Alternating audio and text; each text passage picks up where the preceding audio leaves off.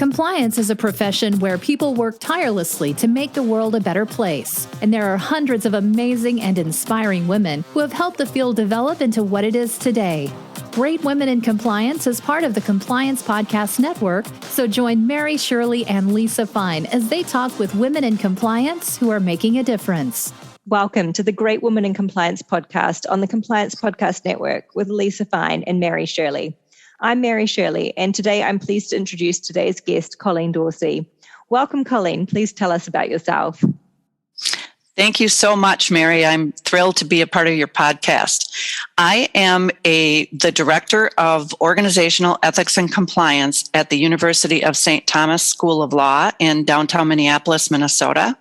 In that role, I lead a master's degree program for attorneys and non-attorneys in ethics and compliance. And so and prior to that role, I was an in-house counsel for the cheese and butter company, Land O'Lakes, based in Minnesota here. And in that role, I was primarily the antitrust attorney, and under that kind of compliance umbrella, the general counsel sat me down and said, we need a compliance and ethics program. Antitrust is sort of compliance. Will you create a program for us? And so I did that. And that's kind of where I get my grounding and my background in compliance and ethics. Wonderful. Thank you. And I've definitely purchased Land O'Lakes butter before, so I'm familiar with that brand. Yes, I always mention that it's the cheese and butter company. People know it.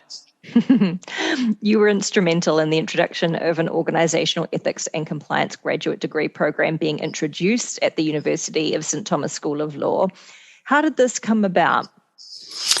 Well, I wasn't necessarily instrumental in introducing it. What I have been is instrumental in actually implementing it. Mm-hmm. How it came about is the dean of the law school, his name is Robert Vischer. He went out and sort of canvassed the corporate network that St. Thomas has in the Twin Cities area to ask if they had thoughts on or would support a master's degree level education in ethics and compliance. And almost to a person, they supported that, the notion of having a master's degree in ethics and compliance. What they counseled him at the time was to make it a broad program and not make it into a financial services or a healthcare compliance, something that was very narrow. And so that's really the reason our program is structured the way it is, and it has a broad approach to compliance and ethics with a specific focus on ethics. Interesting. Thank you. And I'd be interested in your observations about the evolution of formal education of ethics and compliance in tertiary education. Yeah, I think that it is definitely, one of the hallmarks of a profession is that it requires specialized knowledge. And I think we can all agree that compliance and ethics has gotten to the point where you really do need a specialized set of skills in order to excel as a compliance and ethics professional. And in some areas, such as financial services compliance, it's actually required. Mm-hmm. And so I think that it's very, reasonable, if you will, that these, higher education institutions are now coming up with these degrees at the level of masters in order to address that profession as it's just kind of burgeoning. I mean, we have I have an advisory board for my program that's made up of approximately 23 different companies, and it's largely the compliance and ethics officers of Target, 3M, United Health Group, and they are constantly looking for, compliance and ethics professionals that are, can hit the ground running. And so this kind of education, I think back on when I started to do this in my role at Land O'Lakes, and had this program been in place, it really would have helped me get grounded in all the different areas that a compliance and ethics professional needs: investigations, anti-corruption, white-collar crime and compliance, cybersecurity. I mean, there's so many different areas that it takes years and years of on-the-job training, but with this kind of a degree, you can get that kind of knowledge base in one fell swoop, if you will. So I think it's continuing to be finessed by universities. I see new programs that are offered all the time. And so I think it's on a wonderfully upward trajectory. Well, I was just going to ask you, in what direction do you think we're headed in for ethics and compliance being taught at universities? So it sounds like there's increased appetite for it, and you're seeing it evolve and grow from where you first started with your own program. Yeah, when I started this program, in the role of director of the program, which was November of 2015, there were maybe half a dozen programs at the university level. Right now, I think there's probably close to 30 different masters. You know, one of the issues, or I shouldn't say issues, but one of the curious things about this level of education is we call it a Master of Studies in Law in Ethics and Compliance. You know, a different university, whether it's Fordham or Drexel or Loyola, they might call it a Master's of Jurisprudence in Compliance, or a Master's of Law Studies. So it has, they all have different references to the degree, whether it's an MSL, an MLS, an MJ.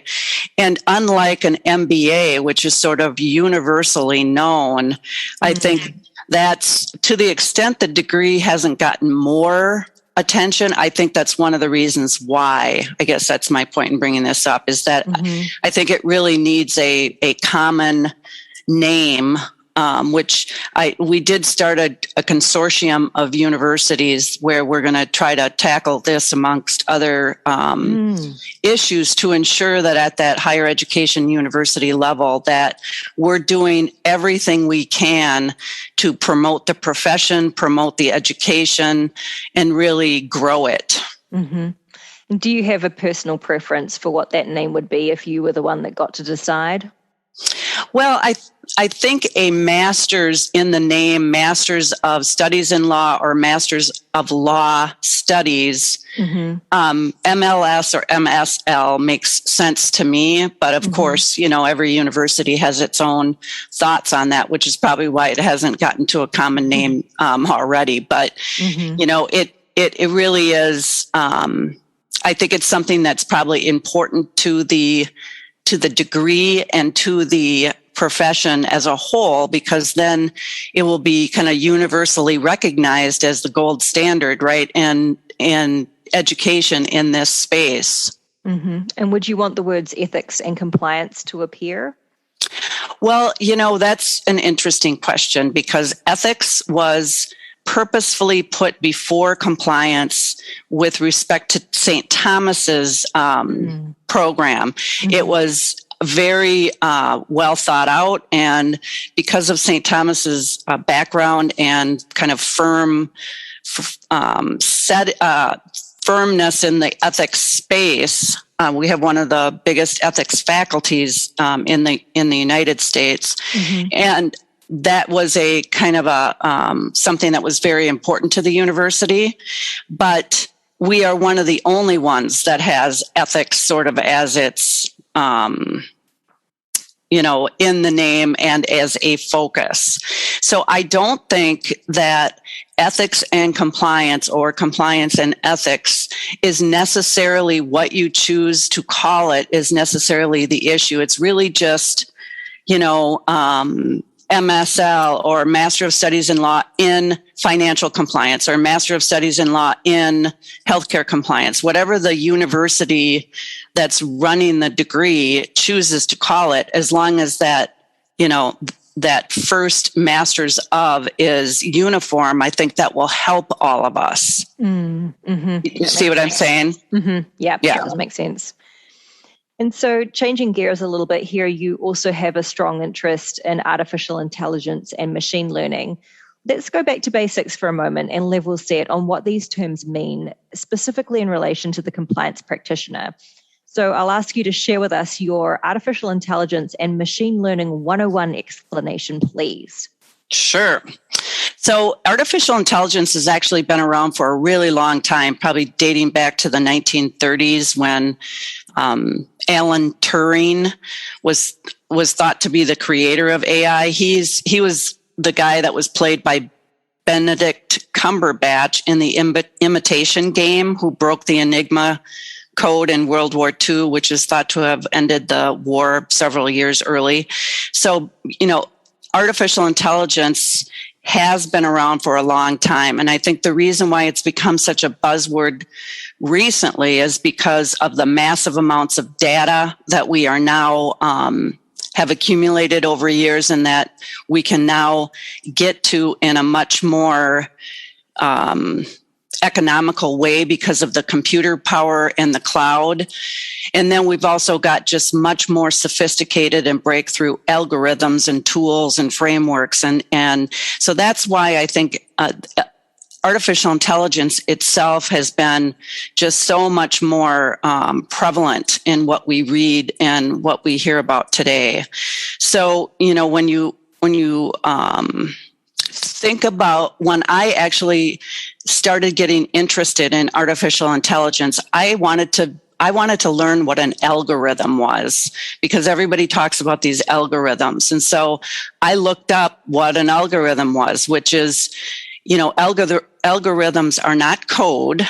Code's written in many different languages like JavaScript, Python, Ruby. What an algorithm is instead is a set of commands that are written clearly so that it can be used in different programming languages. So if you think of an algorithm, an example of an algorithm being to add two numbers, it's going to be step one. You're looking at the sum.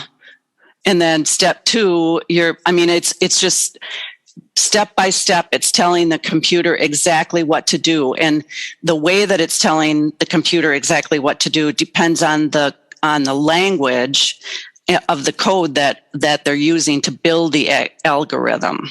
So, simple algorithms like, how to add up numbers is, at the time it was very earth-shattering and has been very useful, but it's those kinds of simple algorithms with step-by-step instructions to the computer aren't able to handle the more complicated problems that we are seeing today. So imagine having to write the commands for a computer to teach the computer to recognize a face. It would have to be, it would be way too complicated and not be practical. So now what we see is machine learning, and that's another phrase that we hear a lot of. And machine learning takes a very different approach. Instead of manually creating the algorithm by writing the commands, inputs, which is really a set of sets of data, are put in with an output that the computer is told that the user wants to see at the end of the computer's review of the inputs. That's the training data. So the inputs are the training data, and the training data. Let's say we want to create a canine recognition program. So the inputs and the corresponding outputs, which is the training data, is fed into a computer.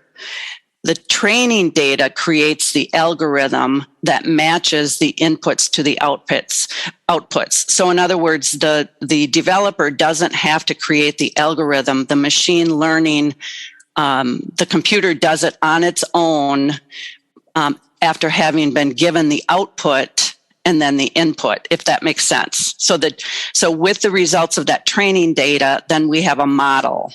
And then with that model, new inputs can be put into the model to get the outputs, which is the computer's best guess at whether the image is a dog or a cat. Does that make sense? Mm-hmm, mm-hmm. Okay. So, yeah, so I just really had to learn from just understanding what an algorithm was. And I think that, to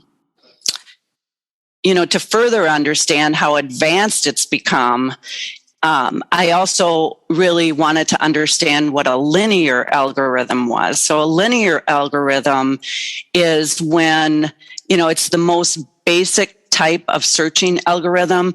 Like if you're looking through, when we had paper phone books and you went line by line to find someone's number, that's an example of a linear algorithm.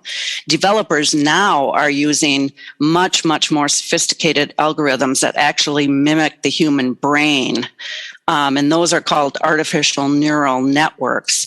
And, that is, really trying to mimic the human brain, where you're putting in multiple inputs and the brain can actually further process all of that and infer hidden as well as complex nonlinear relationships. It's capable, our brain's capable of learning from our past mistakes. And that's what developers are trying to do now with computers, is mimic how the human brain works. And that, I think, is important for sort of the lay person to understand, because I think it's really telling how sophisticated it's become and how prevalent and what the potential problems might be. Mm-hmm. And you've mentioned identifying, say, an animal. Are there any instances you can think of where machine learning and or artificial intelligence is already being put to good use by compliance officers? Yeah, there's AB InBev. They're the company that owns Miller and many other beer brands. They created a program called Brew Right, which is an AI platform. And what it does is sort of in, milliseconds, reviews millions of documents to flag potential financial problems or situations where they might want to take a further look. Like, let's say they have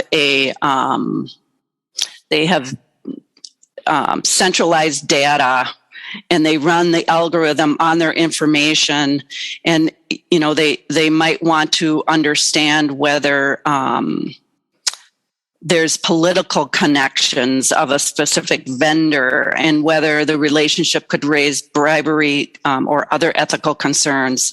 It just gives the compliance department much faster insight into whether transactions need to be investigated further. Financial services firms use for, compliance. If their compliance people use this kind of AI technology in order to just sift through data and recognize patterns that might be super problematic. And, it used to be that compliance practitioners would have to take sort of review random samples of transactions across, countries in which it operated. And now, it can look at millions and millions of data points in record time. So I think that is, in a nutshell, the biggest use that compliance professionals could get out of using AI. So like a predictive analytics tool. Right. It's as it's so sophisticated. It can, some of these algorithmic systems can detect emotional sentiment of a communication. It can pull out people that have been mentioned, organizations, their social networks, looking at patterns, so that, it just cuts down on the amount of time a compliance professional has to look through mountains of documents. Well, that sounds good. Yeah, yeah, absolutely. A lot of the time we see with the advent of new technology, it brings about certain negative consequences. For example, a lot of the time, new technology can infringe on data privacy in some way. Can you tell us about some of the current ethical ramifications of using machine learning and AI? Sure. So, I think to start with, I think bad uses are many times, or what ends up being a bad use of AI many times, most often is not intentional. It's really that it all really falls on the data and how clean the data is. Data is labeled by, in many instances, especially for our, big tech companies, labeled by individuals in India who spend hours and hours labeling documents. There's a lot that can be lost with another culture, another time zone, another just area of the world, labeling documents that really can be used in such important ways. Consider an algorithm which has been built to determine whether a customer might default on a loan. If the only training data that's being inputted into the system is to teach the system what a low risk loan looks like, and is loans made to white males, the system is unfairly going to flag loans to other races and genders as high risk. I mean, that's an example. And if that training data, in some instances, they just, the data has to be labeled. And so I think it's a function of how much data there is, and it's just being used in ways that the consequences are unintended.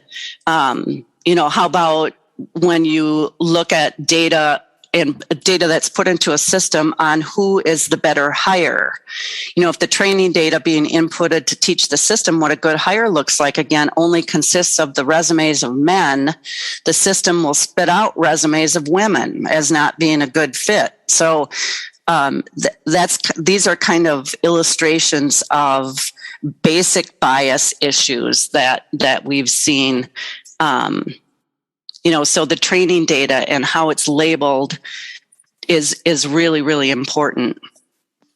Mm-hmm. So in order to get good results, you have to be comfortable with the quality of the data and the approach that you've taken in the first place.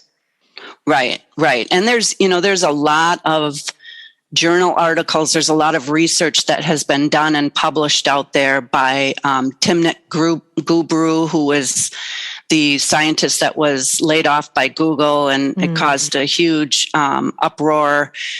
She and some of her colleagues wrote a paper called Data Sheets for Data Sets. Mm-hmm. And it sort of goes through for companies what they can look at when they're accumulating all this data, because the data sits in huge repositories that companies purchase from, and get on the web for free sometimes. There are these huge data sets. And so companies really need to do the due diligence to really look at the data and spend the time to make sure that the data isn't corrupt in that way that's, again, unintentional. Great. And then looking to the future now, how can you see thoughtful use of AI and machine learning assisting compliance officers in the next 5 years? Well, I think it will only continue to grow in its use because of how much data, a typical company has to sift through. And we had the DOJ guidance that was published in June of 2020, which basically focuses on one of the focuses is on whether compliance programs are adequately resourced. So the guidance instructs prosecutors to assess whether compliance has sufficient direct or indirect access to relevant sources of data to allow for timely and effective monitoring and or testing of policies, controls, and transactions. That's a direct quote from the guidance.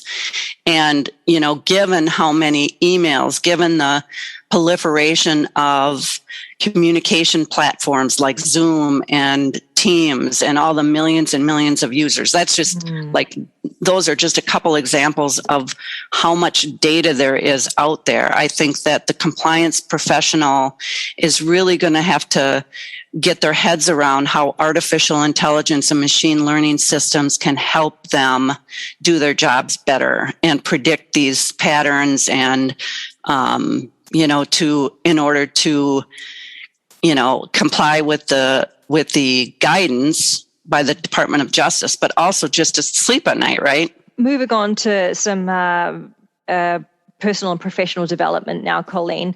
In order for us to improve both as compliance practitioners and personally, it's important to have a level of self-awareness and adjust ourselves accordingly when needed. What is your advice for how we can best be self-aware? Well, I have sisters and I have kids and I have a husband who keep me in check. And I think that is one of probably my most grounding self-aware mechanisms, whether I want that mechanism foisted upon me or not. But I'm also really tuned in, like Lisa Beslantini has a lot of good advice on her that she puts on LinkedIn, to really have positive self-talk. I talk to myself constantly. It's ridiculous. And I really do think that it's a way to be self-aware, but it can also be negative too, right? So I try to keep my self-talk positive, but keep it real as well. And again, kind of circles back to if I don't, my kids will, they really do. I think they're older and now they're in a position where they can kind of call me out on, if I give them crap about swearing or something, and then the next minute I'm swearing, it's like, is that not hypocrisy, mother? Things like that, I think really help. And I think just, asking for feedback. When I was at Syngenta, which is another agribusiness that I practiced in-house law, I asked one of the business partners that I worked with, I had been there 6 months, and I asked him to give me feedback on how I was doing. And my boss at the time just was really blown away by that because it wasn't anything formal, but I just wanted to know. I wanted to know what he thought. And I think, it doesn't have to be a part of any sort of formal process. It can just be very informal, but really ask for the feedback and expect, constructive criticism and really listen to it. One of the tips I learned recently from reading something of Adam Grant's is to ask for feedback and make it best easy for the other person is to ask them to phrase it along the lines of, what one thing could I do to improve, or what one thing would increase my effectiveness? And that really puts them in a position to want to give you a suggestion, and really feel comfortable moving forward with giving you that advice that you need. So, absolutely. And Adam Grant is fabulous. His stuff is fabulous. And Brene Brown. And there's so many different sources out there that you can go to if you're feeling like you kind of need what do I need to do to sort of ramp it up a little bit? And then a little tip for listeners. Adam Grant is going to be a keynote speaker at Navex Global's virtual conference, which is coming up in early October. So for those of you who are a fan of Adam Grant, the fact that he's going to be speaking to a compliance audience, that's super exciting. So take a look for that. If you've not joined the LinkedIn Great Woman in Compliance community group, I encourage you to come find us on there, join the conversation, and we do have the link specifically to that conference. It's free to attend, and you get to see celebrity Adam Grant there, which is super exciting. Wonderful. Yes, I am absolutely going to check that out. Well, thank you, Colleen, so much for your time today. I love that you spoke on a substantive and technical topic so well for our listeners. And I'm sure that many of us who aren't as strong in this area as you feel like they've got a better understanding now of what it's about. Thank you so very much for having me. This was awesome. I could listen to you all day long, Mary. All day long. Same here, Colleen. I really appreciate that. And to our listeners, if you also feel like you could listen to Lisa and myself and our guests all day long, we would encourage you to scroll down in your podcast app to where it's got the ratings. If you wouldn't mind giving us a great big 5 stars if you think we warrant it, we'd be most grateful. And if you even have a minute or two to drop down a little review. I know it's tricky with one finger texting, but if you love us enough, we would be so grateful for that. And also a little shameless plug for ourselves yet again, since I'm already on the topic. If you have a colleague with a birthday coming up and you really miss going to after work drinks to celebrate a colleague's birthday, why not think about a substitute and instead get them the Great Women in Compliance book, Sending the Elevator Back Down, What We've Learned from Great Women in Compliance, as a little treat until we can next be reunited again. Thank you all so much for listening. We appreciate you and hope that all is going well in your personal and professional lives. Take good care and see you soon. Thanks for joining us for this episode of Great Women in Compliance. We hope you'll join us in honoring the great women in the compliance field by subscribing to this podcast and leaving a review.